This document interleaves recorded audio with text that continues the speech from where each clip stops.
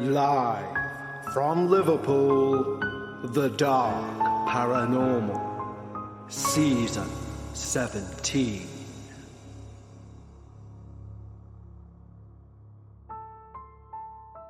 Hello everyone, and I'm so excited to say welcome back to The Dark Paranormal Season 17. We have once again, thanks to you wonderful listeners, broken our record for submissions before a season.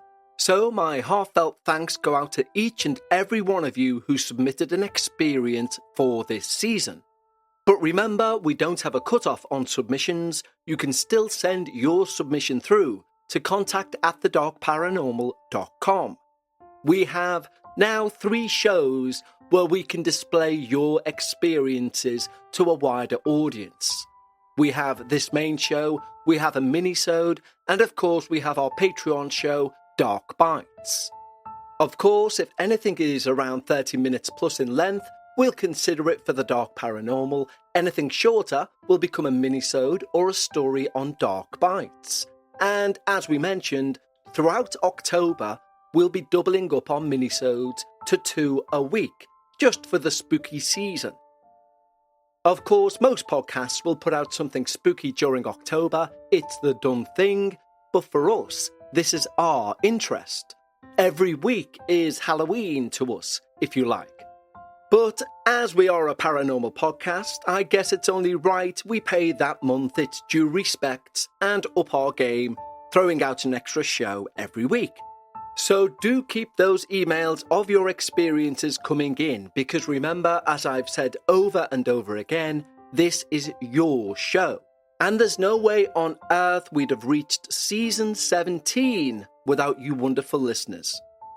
And for any new listeners wondering, well, when does the experience begin? Generally, it's around 5 minutes into an episode. So I try and keep to that time scale, because beforehand, we need to thank our wonderful Patreons who help keep this show running. So many people will like to skip direct to the experience, but sometimes I will give out other information at the beginning.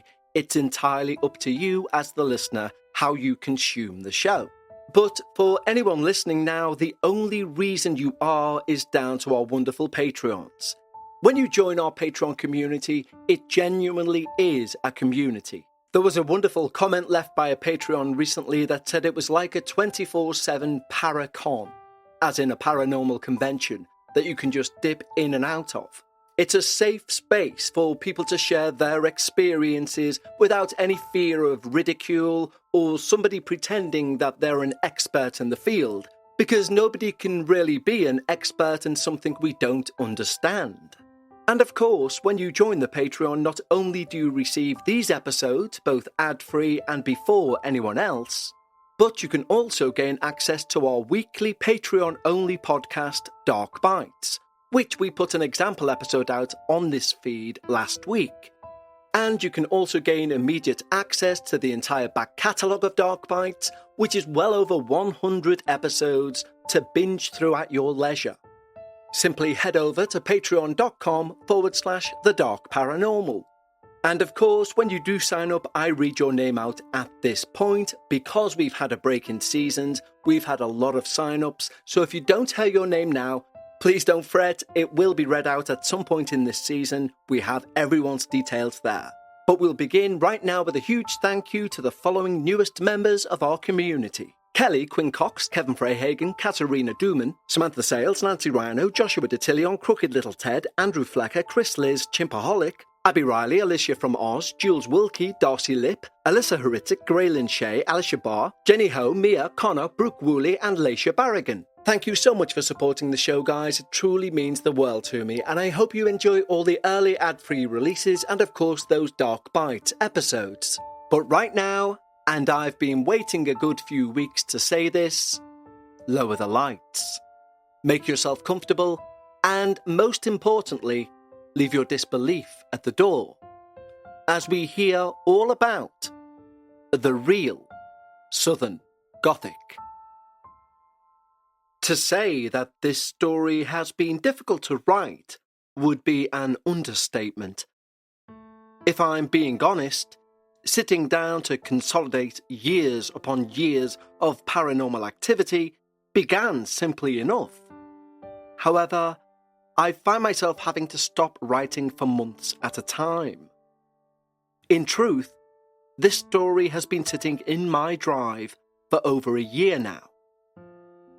It's only with the understanding that those of you who listen to the show are, or have been touched by the dark paranormal, that I find myself once more able to sit down and, hopefully, fully write my story out.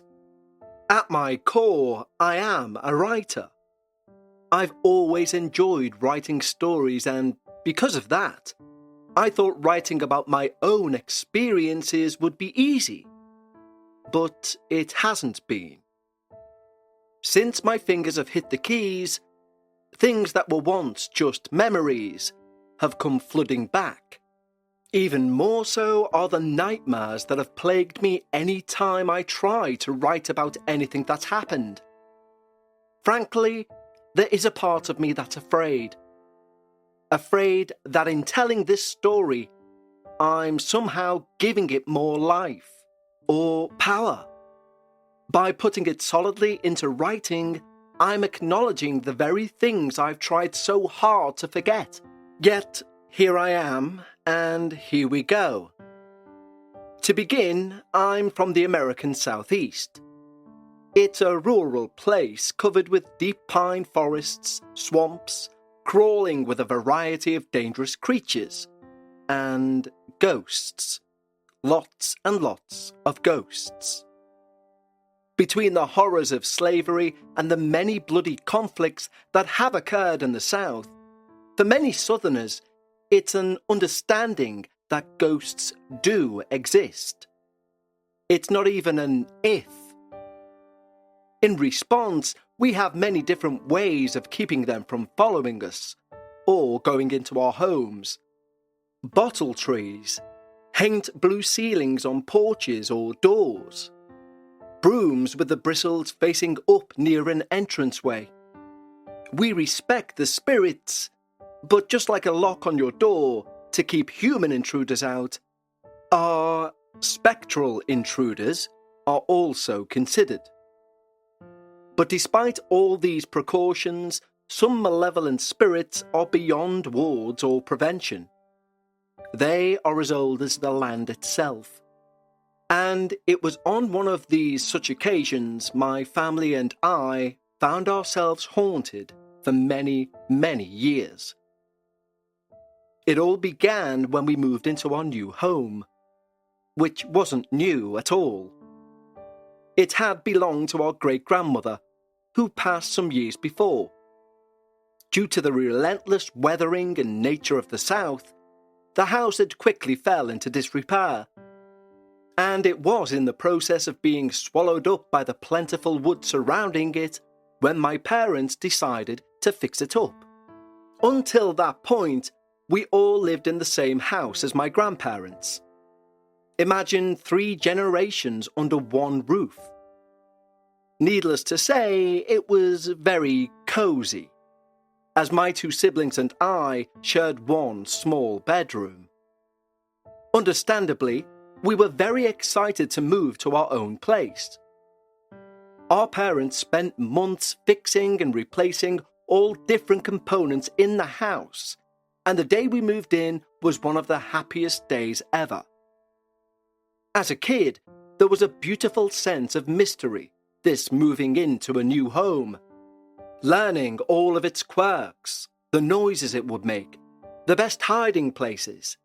My sister, Sarah, and older brother James, and I were all more than delighted to figure out its many treasures. Those first few weeks were like a brief, beautiful dream. And then it all began. Sarah and I shared a bedroom at the end of the house, right across from James. It was your typical frilly pink and white young girl's room, and I loved everything about it. Everything except the hallway outside the door. Unlike my sister, I was nervous, an easily frightened child, and the hallway terrified me from the moment we moved in. But I couldn't really explain why. The hallway just felt wrong.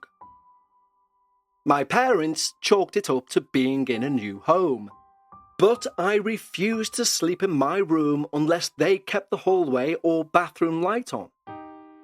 Some background knowledge. My younger sister, Sarah, has always been my complete opposite. Ever since childhood, she's always been notoriously unafraid of anything. The same things that would fill me with terror would fill her with joy. If I'm being honest, growing up I was a bit jealous of how fearless she was, especially because I thought that was my job as the elder sibling. But no, she's always been the most daring of us all, which, in hindsight, makes the following story even more disturbing. Being her extroverted self, Sarah would have trouble going to sleep the night before the first day of school. At this point, Sarah was about 7 years old. All light blonde hair, big hazel eyes, and enough energy to power a small city. In her excitement, she decided to sit up in bed and brush her hair whilst looking in the mirror. It is important to note that our room was a simple room, with a shared bunk bed and a small dresser which had a built-in mirror, that if one looked into at a particular angle, they could see the hallway along with their reflection. As Sarah brushed her hair, she suddenly noticed a little ballerina girl mid-spin in the hallway. Still looking in the mirror, Sarah remained where she was until the girl finished her dance and locked eyes with her. In her surprise, she twisted around quickly to look at the hallway and then back to the mirror, where she only found empty air. In childish curiosity, she went into the hallway to investigate and found no signs of movement or even a hint of anyone being there. Only then did the reality of her actions begin to set in. And in her fear, she ran back to bed and the imagined safety of its blankets. An adult may have tried to reason away the event or even deny what they'd seen, but Sarah knew she'd seen a ghost. In truth, I have only a vague memory of the next morning. However, I do remember being skeptical of what seemed like another scary thing that my sister wanted us to care about. It wasn't that she was a liar or anything of the sort. But new houses do take time to adjust to, and the last thing I wanted was to live in a haunted house. All in all, we thought she either dreamt it or the whole event was a figment of her overactive childlike imagination. The incident was quickly forgotten, until I saw her too. My first encounter with her was very similar to my sister's. However, unlike most paranormal stories, I saw her in the middle of the day. I remember being thirsty, walking into our small kitchen to grab a quick drink, and noticing a brief flash of movement in the corner of my eye. The kitchen was adjacent to my parents' room, and from my vantage point, I could easily see right into their bedroom, where there was a little girl spinning circles in my parents' room, her arms spread out wide and in total silence. At that moment, I was frozen in fear and shock. My mind went completely blank. That is until she locked eyes with me. At that, I immediately unfroze and went to my sister for both comfort and confirmation. When we compared notes, we realised we'd seen the same ghost. And while we didn't know it then, she would be the first of many incidences that happened in that house. In response to this event, my sister and I advocated for ourselves in the only way young children can do, through sheer, indomitable stubbornness. We knew what we'd seen, and our parents could not tell us anything different. Furthermore, while our mum was sympathetic to our ghostly plight, our dad was, and still is, a man of science and logic. He assumed that we were letting our imaginations getting the best of us. In hindsight, I just don't think he wanted us to be afraid of the new home, especially because they'd put so much time and effort into restoring the place.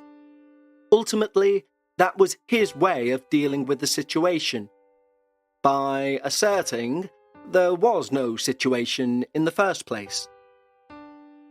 But sibling solidarity is an amazing thing, and Sarah, James, and I knew from that moment something about our new house wasn't quite right.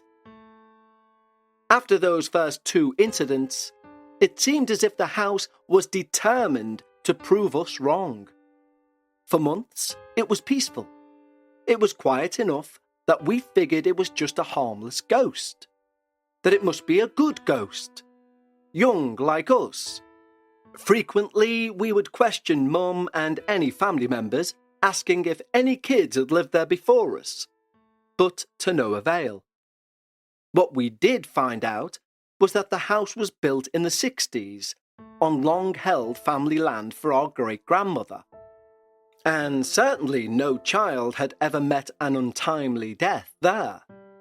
For all purposes, it was as if she'd come from the very dust of the house itself. However, after about a year or so, strange things began happening much more frequently. At night, as soon as everything settled and everyone in the house was asleep, often I'd lay awake, uneasy, unable to shake the feeling that something was watching me from the open doorway of my bedroom. Even with the hallway or bathroom light on, I could feel it. And I never felt safe enough to turn my back to whatever it was. Sometimes, feeling brave, I tried to turn my back to the door. But that staring feeling would increase to the point I'd have to turn around, and I would be utterly convinced something was right there, just behind my turned head, waiting. So, needless to say, from an early age, I got very good at sleeping on one side only. Then, the footsteps began. Always heavy, always steady. James confirmed that he'd heard them as well. As a result, he began shutting his door at night, and that became his practice. He shut it out and didn't think about it. Unfortunately, it wasn't that easy for me. My deeply ingrained fear of the dark was greater than my fear of the steps. So my bedroom door would stay open, and those steps would continue throughout our time in that house. And then the nightmares began for both Sarah and me. These weren't your normal run-of-the-mill child nightmares. No, they were something else indeed. While the themes and scary aspects of these nightmares would vary between my sister and I, one thing didn't. During these horrific nightmares, when we would try to wake up, we couldn't. Instead, we would find ourselves often paralyzed, stuck in a state between awake and something else. Please note, when I say something else, that's because at the time we had no true words to call it. We now know what we went through was sleep paralysis, but please keep this in mind, we were sheltered kids, no older than 8 or 9 at this point.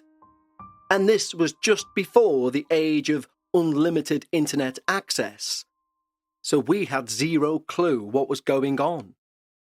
All we knew was that we didn't like it, and that there was nothing we could do to stop it. During these events, at first, I would see my room around me and I would know I was still asleep. I also knew that there was something there with me, and it was aware that I knew it was there, and also that I couldn't move to escape it. Terrified, sometimes I was able to start with my fingers and move myself awake. But eventually, I began seeing strange beings during those moments of paralysis. One of the worst ones was a tall, dark shadow that always stood from the floor to the ceiling, unwavering in a corner of the room. It had no eyes, no features whatsoever, but its presence filled me with a deep sense of foreboding. I was very grateful that I didn't see it every time, but even when I couldn't see it, I could feel it, which was somehow worse, because the feeling that came was pure dread. Then there was the climber.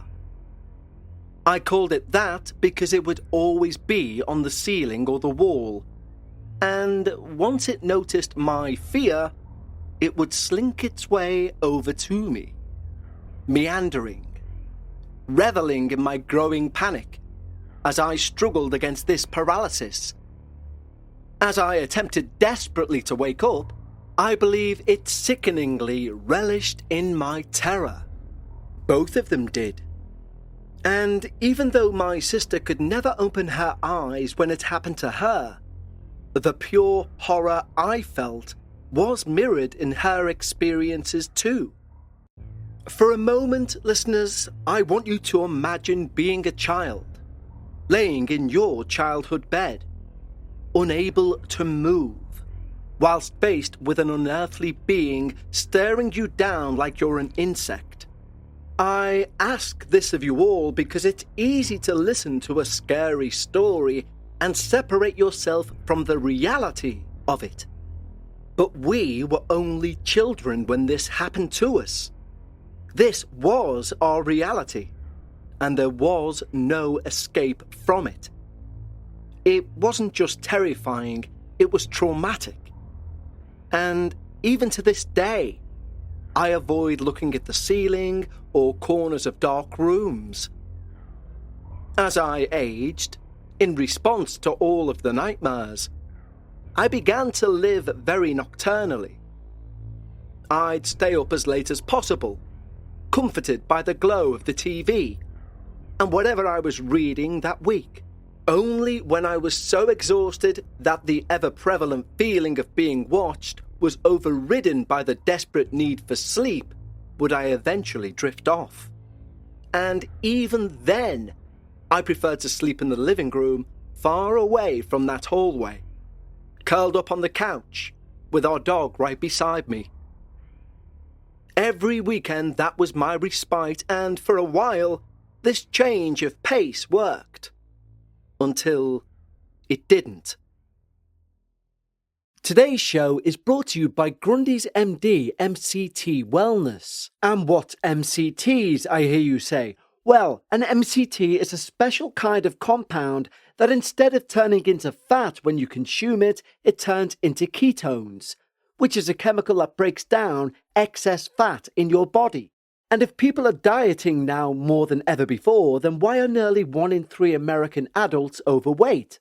Well, Dr. Grundy, who's helped thousands lose weight and feel younger and healthier than ever, says most people are not getting enough fat-burning MCTs from their food. So, by getting more MCTs in your diet, you essentially flip a switch, one that puts your body in caloric bypass mode, which can flush out the excess fat and calories. And he's created an easy way for you to activate that caloric bypass at home. And it's called MCT Wellness.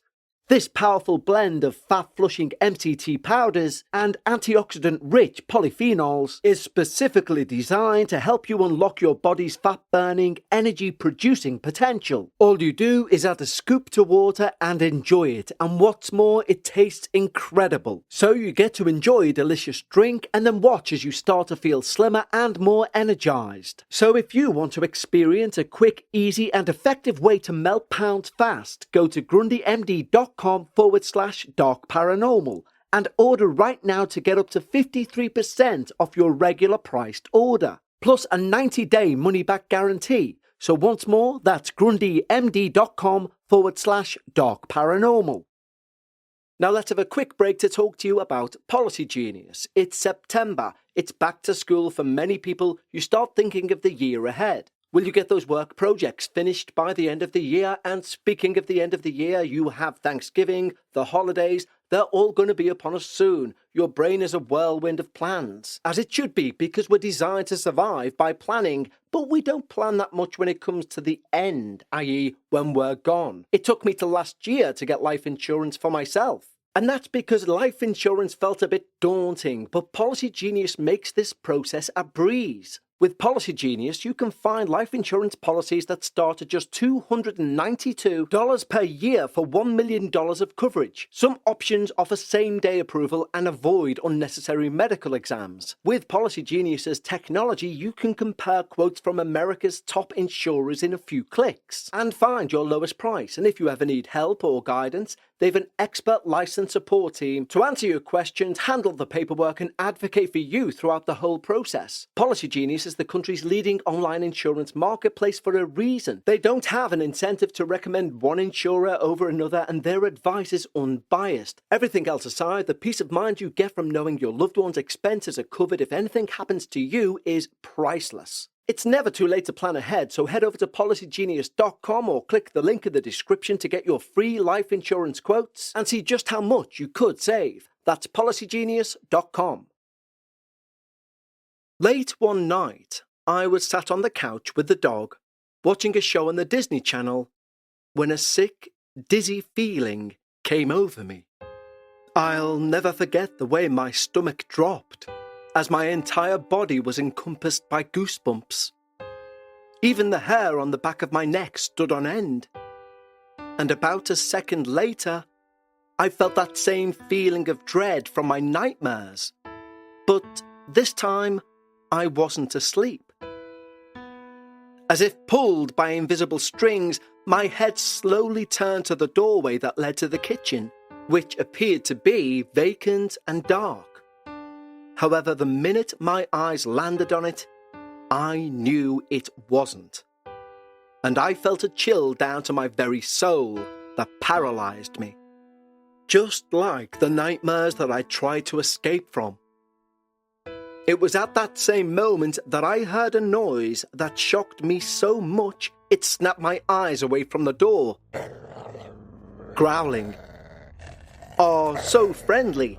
He even enjoyed going to the vet. Family dog, who I never heard growl before, was growling low in his throat. Even more so, his eyes were fixed on that doorway. Fur raised on the back of his neck. And for about 30 seconds, he steadily growled in his throat, staying by my side, eyes trained intently on the doorway.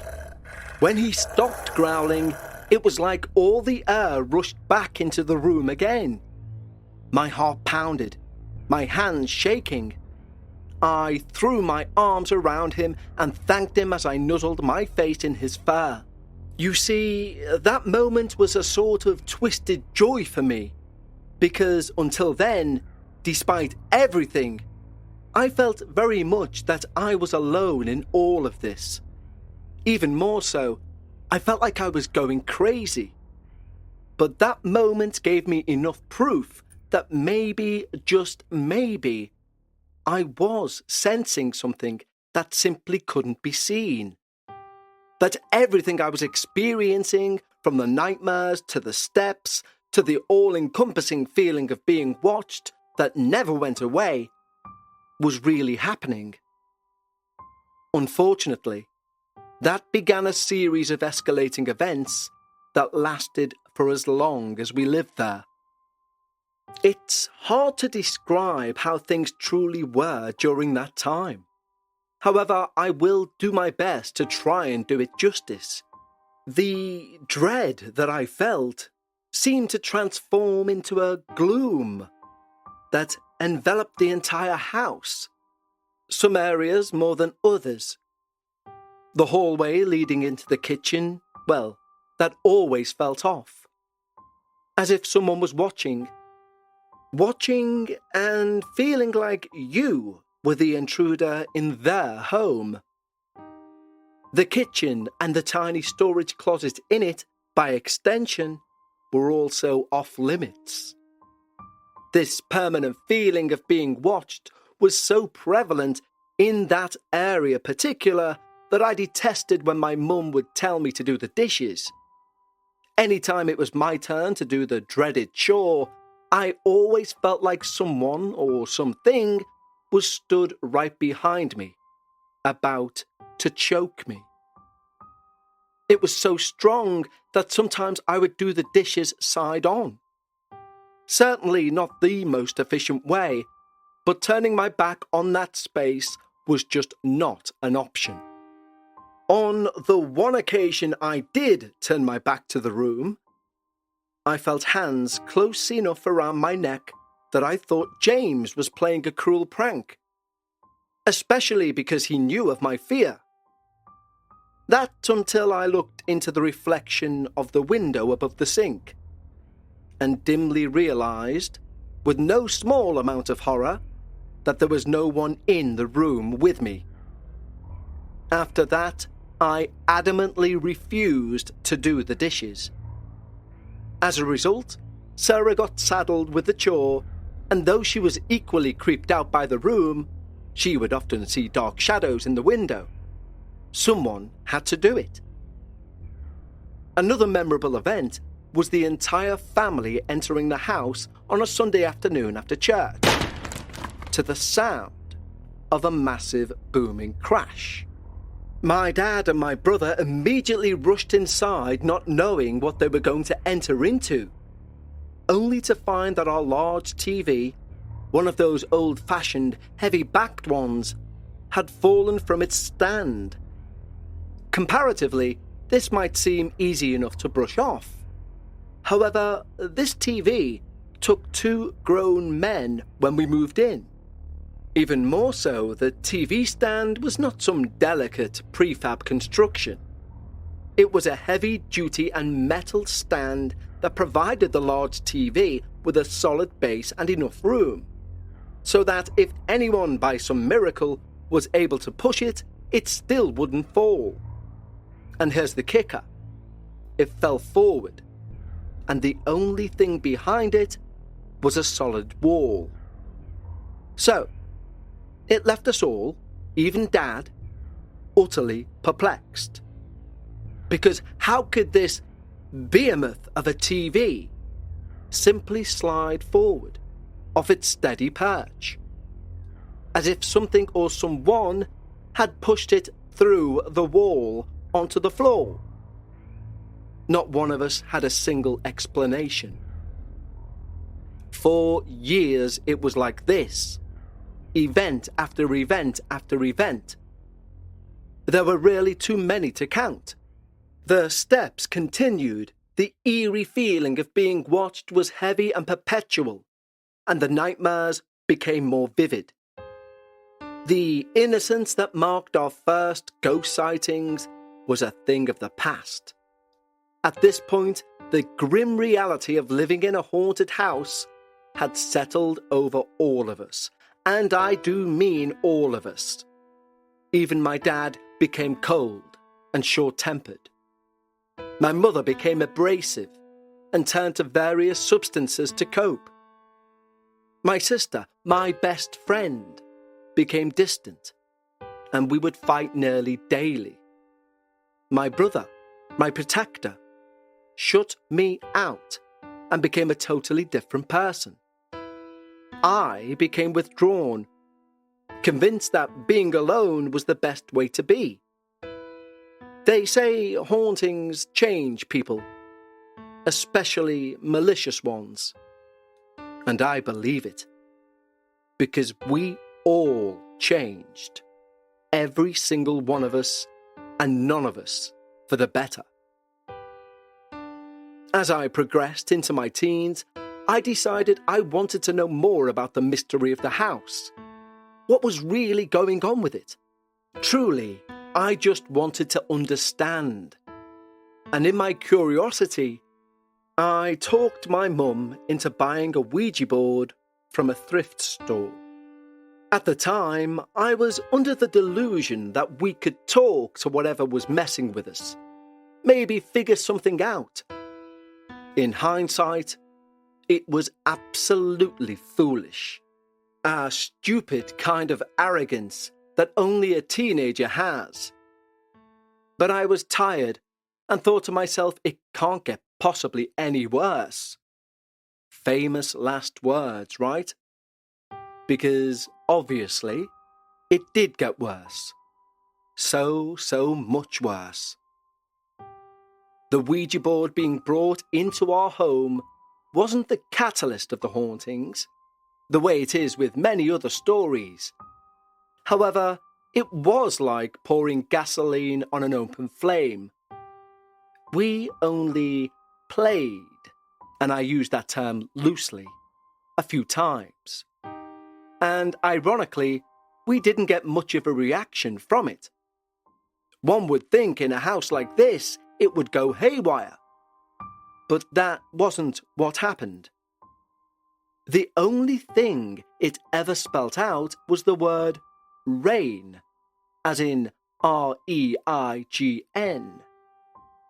And at the time, I didn't understand.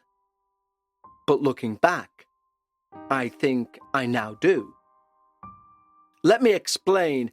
The definition of the word reign is as follows: to accede to the throne, to assume royal power publicly, and, generally speaking, to become powerful. And that is exactly what happened. It became way more powerful. My nightmares became unbearable. It liked to choose family members, some alive, some dead, and then have them be my aggressor in my dreams. Imagine having your grandpa, who you love and adore, give you the middle finger, then laugh maniacally whilst he stares at you with soulless, glassy eyes. Or having your sister talk to you with a voice that is layered and baritone, in a language you've never heard of. The dreams were awful. But having my loved ones turned into instruments for this thing to torture me, well, that was a whole new level. Surprisingly, it wasn't one of my nightmares that made everything come to a head. It was one of my mother's. And apparently one was enough for her.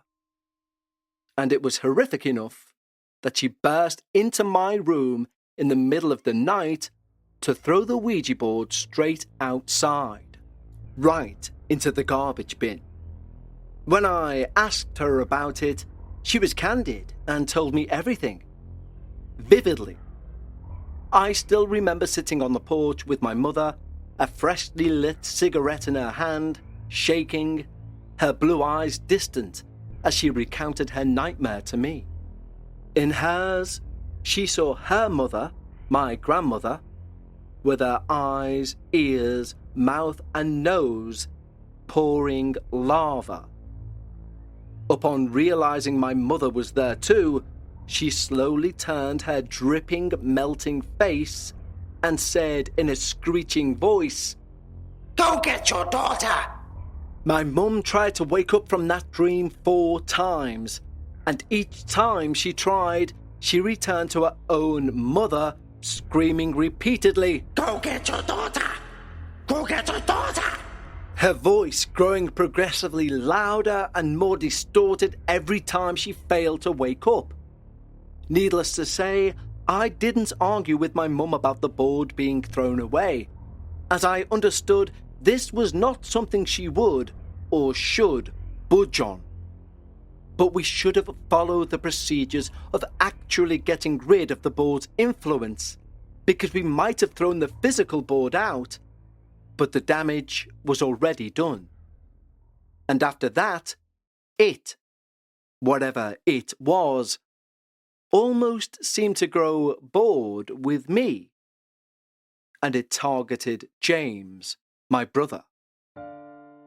James went from being a straight A student and a star athlete to a complete different person. He wrecked his car, failed his classes, struggled with drug and alcohol abuse. He was out all night and frequently got in trouble with the police. In a span of 6 months, his behaviour became so erratic and strange, and even more so when I would look into his eyes. There was an otherness to him, one that terrified me. His once cool bluish-green eyes seemed overly bright, and things he said and did were often nonsensical, bordering on manic. On one such occasion, I heard the front door open in the middle of the night. Noticing my brother wasn't in his room, I went out of the front door into the moonlit darkness to try and find him. And I found him staring silently down the dirt road that led deeper into the darkened woods behind the house. Hesitantly, I joined him, staring down that road as well. I asked him exactly what he was looking at. Never taking his eyes from the road, he said in a low but steady voice, "Do you see them too? Can you feel them? There, in the dark." When those words left his mouth, I felt distinctly in danger. Like my life depended on my answer to his question. So, while slowly taking one step back, closer to the house, I, rather unskillfully, dodged his question by demanding he come back inside. Thankfully, he did. However, if I knew then what I know now, I would have told him the truth. I would have said, "Yes, I can feel them too." The thing that most paranormal media gets wrong about true hauntings is the mental toll that living like that does to a person. Always feeling watched, not ever feeling safe in your own home. Well, it can drive even the most positive person into the depths of despair. And, unfortunately, when those negative feelings become internalized, they can turn into real-life consequences. I don't say this lightly, because they very much did. And I understand that this story might reach a widespread audience. Please know that my heart goes out to anyone who suffered due to depression or any other mental illness. I sincerely do not want to trigger anyone, so please be mindful that my upcoming portion of my tale will contain self-harm, suicide attempts, and death. Whilst in our late teens, my brother attempted suicide in that house. I will never forget seeing him crying and bleeding. Even worse was that he kept repeating, "Make the voices stop! Make the voices stop!" as he steadily cried and cried.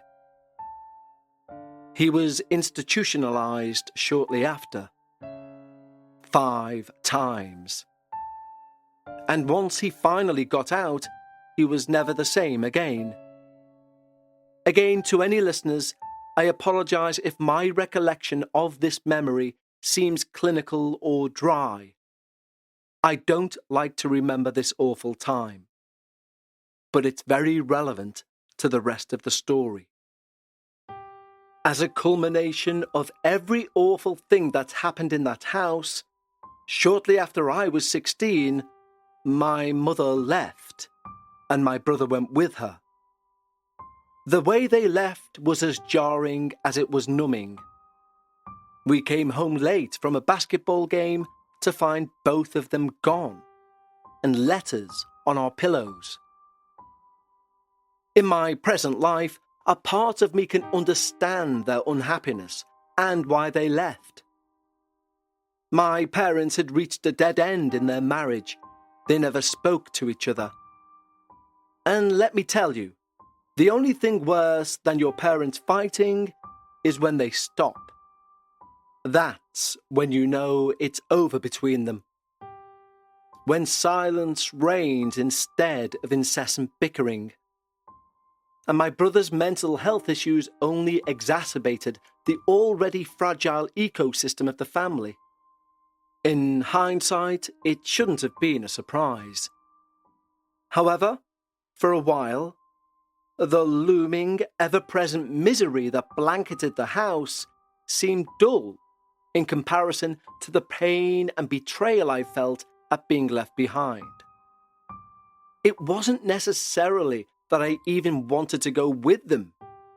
But why did they get to escape? Why did they get a reprieve from this misery? Even worse, my dad decided to immediately start dating and seeking happiness elsewhere. So Sarah and I were often left at that house completely and utterly alone. And still reeling from the loss of our family as we knew it, we were more at its mercy than ever before. In many ways, our home began to feel less like a home and more like a tomb. Things were bad before, but now it was like it had finally drawn blood and craved more. With our mother and brother gone, my sister moved into my brother's old room, and in his former room, for the first time in 10 years, she had an unsettling lucid dream that led to an out-of-body experience. In her exact words, it was terrible.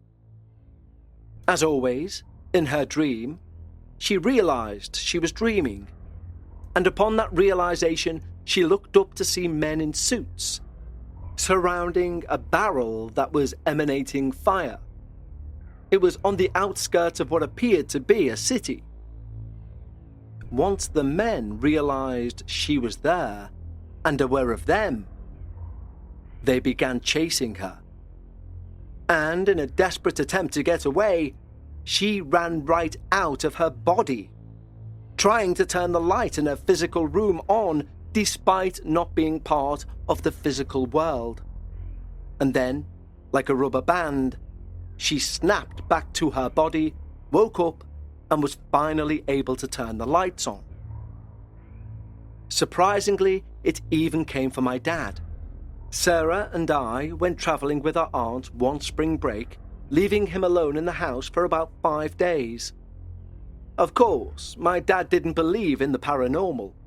And if you ask him about it, even today, the best you will get is he will slowly shake his head, giving the affirmative, barely acknowledging what took place.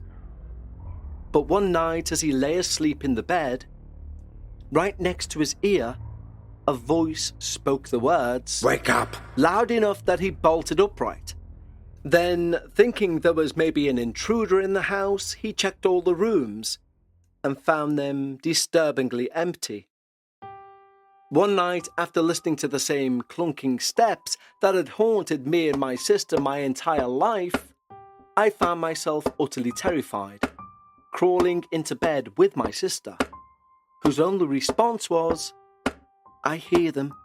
Do you hear them?" I can't remember what I said back to her, but I do know through desperation and tears I called my dad, who was staying with his then girlfriend, current wife. I thought he would come home, but he was only annoyed I would call so late, telling me it was all in my imagination.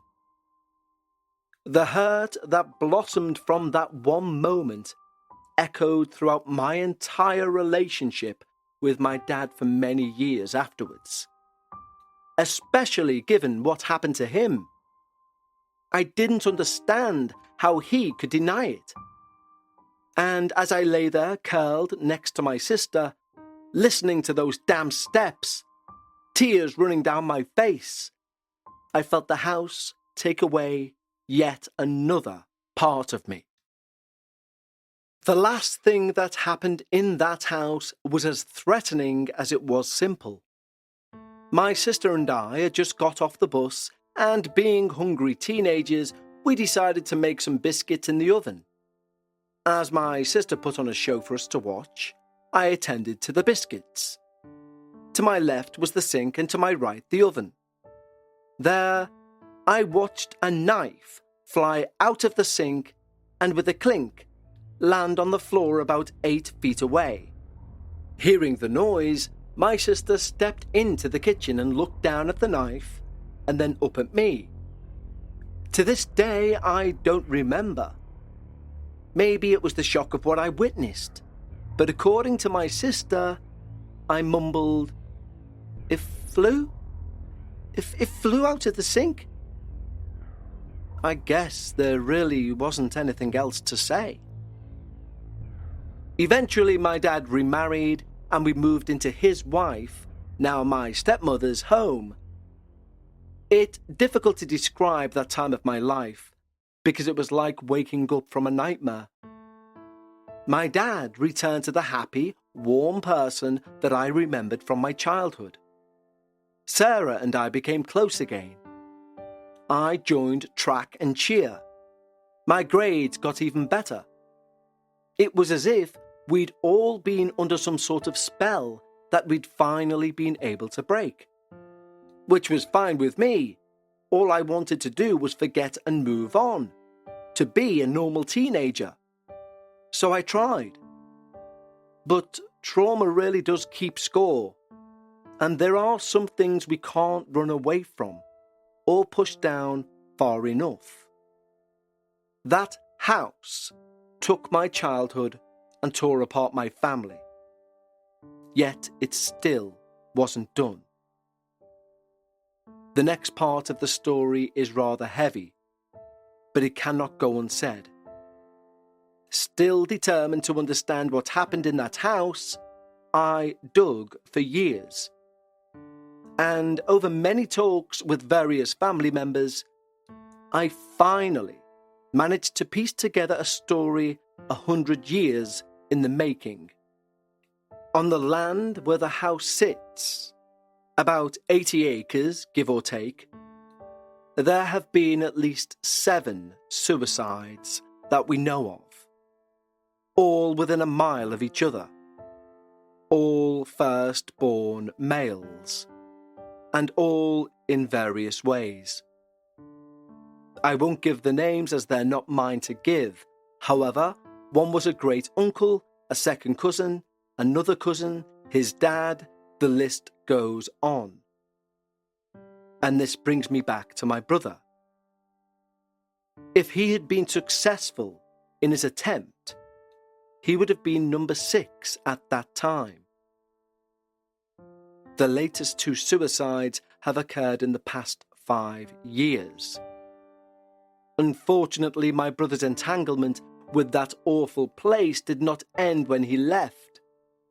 For the years that followed, my sibling relationship with my brother was a shell of its former self. He fell into addiction and the various problems that come with it.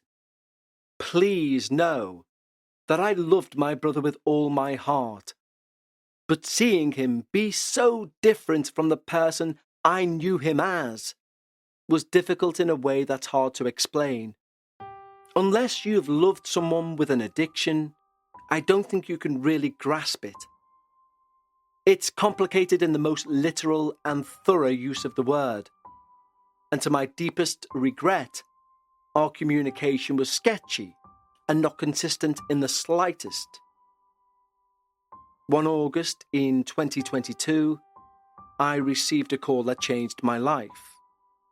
My brother had been hit by a car, and after days of fighting, he eventually succumbed to his injuries. The sheer pain of his loss is something I'm still grappling with, and not something I mention without purpose. You see, a week before my brother's death, he went back in that house to grab a few cherished childhood items that we placed in the attic when he left. An untimely coincidence? Maybe. But the area I live in is known for its Venus flytraps. These carnivorous plants that silently wait, patiently, for prey to come to them. And only when that juicy insect is in its grasp does it close its maw and slowly digest it. I theorize that the house, or more likely the land it stands on, was like that, and we were the perfect prey. Curious and unsuspecting as much as it was patient, I think it waited for him or one of us to come back, and then it struck one last blow of pain to us all. One last victory to sink its claws in and demand our attention. I didn't even know he went into the house until about a year after his death. And when I found out, the first words that popped into my mind were, "That house got him." As far as my research went, I couldn't find any reason for the land to be as dark and as twisted as it clearly still is. Despite many of us never encountering it, I believe there are places of true evil in this world. Places that fester and grow darkness without any rhyme or reason. Since I began writing this, I've started having the nightmares again. One is of me waiting in front of the house as it stands there, as if to welcome me home. The latest one features me being stared down by two demented clown-looking creatures with stretched limbs, gaunt faces and sharp teeth. And both have their eyes trained on me, as if begging me to run. But I don't. Instead, I sing a hymn to wake myself up, as I stare them down as well. As with many other accounts I've listened to on this wonderful podcast, I've found writing this entire ordeal to be very cathartic. Because while the dark paranormal most certainly exists, it counts on our fear, and it depends on our quiet to survive. And, quite frankly, I've been silent for far too long.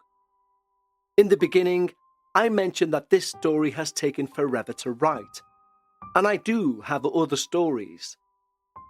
Sometimes I think being touched by the paranormal is like the story of Midas. You're forever cursed with it. But it is what it is. After all, who really knows how any of this works? What I do know is that the more I encounter, the more questions I seem to have. Before I end this, please allow me to say that I don't think you realise how much good you've done with this podcast. As I mentioned above, the dark paranormal thrives in silence and isolation. And you have, perhaps ironically, created a community where we can all share and process our experiences in a healthy and supportive way. And for that, I'm truly grateful. Thank you. No, thank you for one of the most interesting and well-described descriptions of an experience with the paranormal I think I've ever heard. Also, I'd like to offer my condolences on the passing of your brother. I've seen addiction firsthand, and it doesn't always need to be surrounded by anything paranormal, as we all know. But it certainly is one of the most chilling things you'll ever see. to witness that metamorphosis of someone you love turn into a slave to something they can no longer control. In this experience, does it seem to be attached to that house? Well, the answer would be, for me, and my personal beliefs, a resounding yes. And I think you quite accurately hit the nail on the head with the description of the Venus flytrap, and this property waiting patiently for the next time to bite, so to speak. The writer of this experience wished to remain anonymous, and the names used have been fictionalized. However, Sarah, who is the sister, not real name of course, of the person who submitted this experience, has sent in a much shorter version of her version of events of that house, and we'll be reading that out in Dark Bites for our Patreons this week. As a final sidebar to our debut episode for season 17, this episode did not want to be recorded.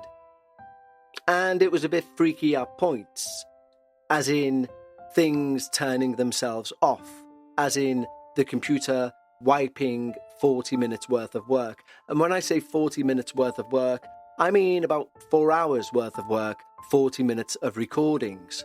Now, interestingly, and this, I'm sure, is all just coincidence, I'm just saying it's a very interesting one, I put a promo out last night for this upcoming season on social media, and on some of the versions I used Tubular Bells, which is Mike Oldfield's tune from The Exorcist.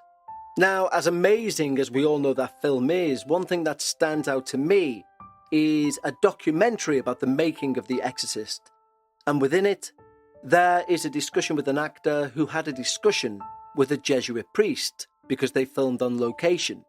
And this Jesuit priest gave this actor a medallion or a medal. And I can't recall which saint it was, but he basically asked the question, have you heard of intervention? And the actor said no.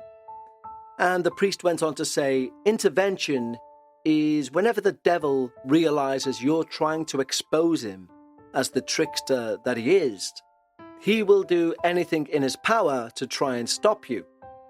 Now, yes, I am implying that this could all be related. It is a coincidence. I'm not trying to say that's definitely what's took place.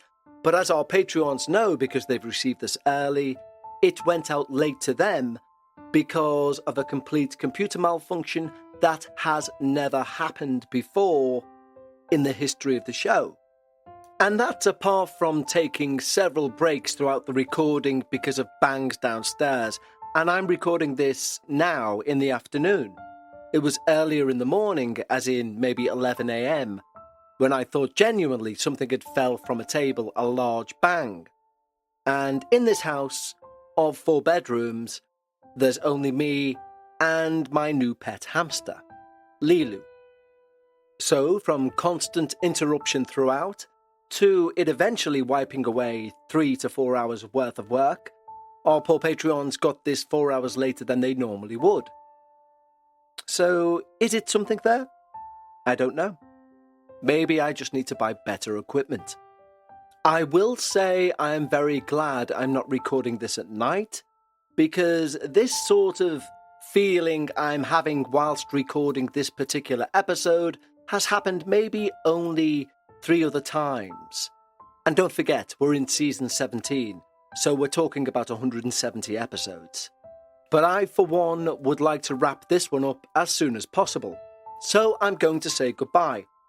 Thank you all so much for joining me on this debut episode of season 17. And don't forget, if you'd like early ad-free access to all of this feed, including minisodes, debuts and finales, and of course next week's Dark Bites will feature Sarah's version of events from this same house, head over to patreon.com/The Dark Paranormal. For our Patreons, again, I will speak to you on Sunday for that episode, and for everyone else, I'll see you Wednesday for a minisode.